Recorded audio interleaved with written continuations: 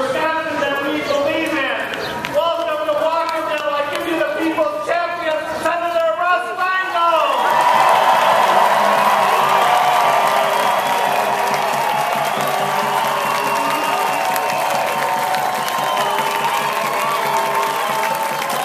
Thanks, Bruce.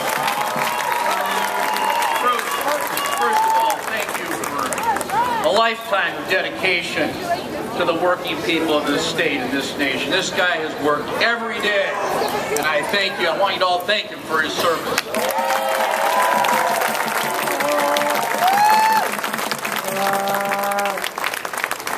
Okay, why are we still here? Why am I here today? Why are we here today?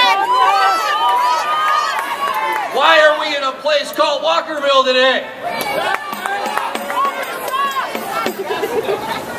I'll tell you why we're here.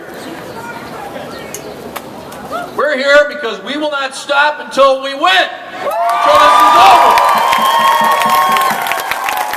We're here because the big corporate interests in this country decided about 20 years ago.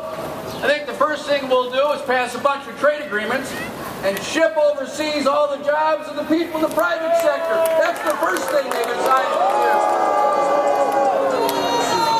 Got the job done on that, ruthlessly tricking both parties into it. And then they said, okay, now we go after the public employees. Let's go after them. Let's start saying the teachers aren't the people they are. Let's start demonizing public employees, and maybe we can get the people that lost their jobs on the private side to turn on the people on the public side. It's divide and conquer by the big money interests in this country. That's always been their strategy. Frankly, I don't think all of us saw it coming.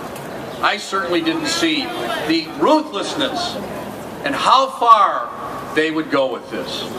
Then they saw something else. And we're here today in part because in the last few years we have found the power of the internet on our side. We were able to raise support, small contributions from thousands and hundreds of thousands of people to elect President Obama and others. And the corporations, they saw the face of democracy and they were terrified. Yeah. They were terrified. So what did they do? They pulled out all the stops.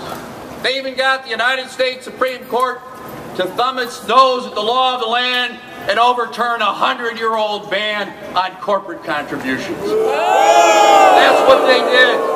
We're here to protest that decision. And we're here to protest what they've done since. Yes, they chose this great state, this great capital, this great founding place of workers' rights as their first target. They went right for the jugular. And they used Scott Walker as their tool to get it done.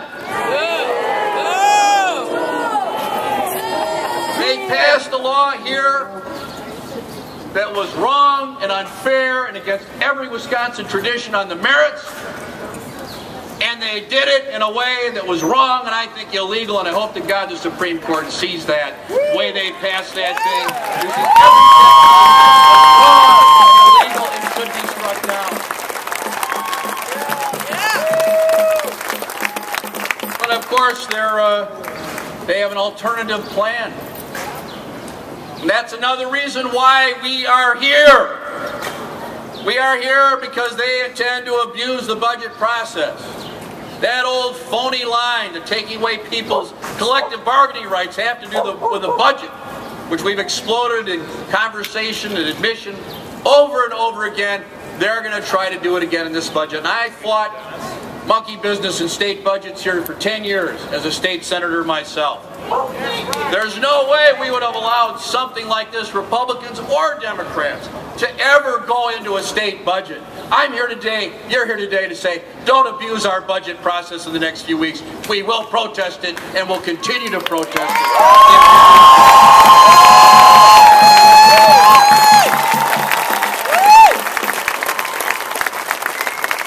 We're here because we have to change the people that are running our state government.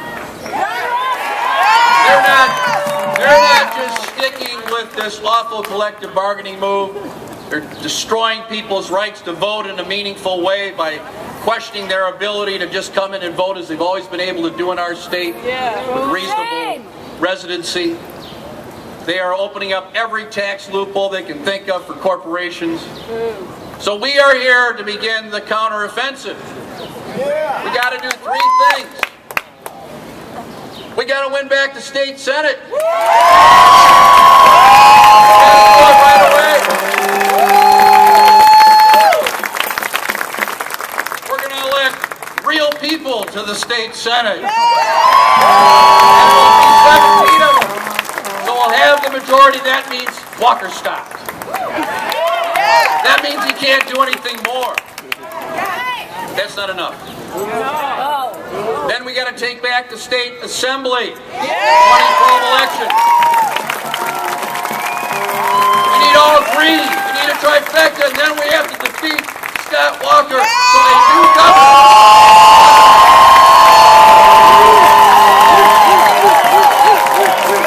A new governor will be able to sign a bill passed by the Democrat State Senate, passed by the Democrat State Assembly, and then signed by a new governor. That is the goal we have to achieve.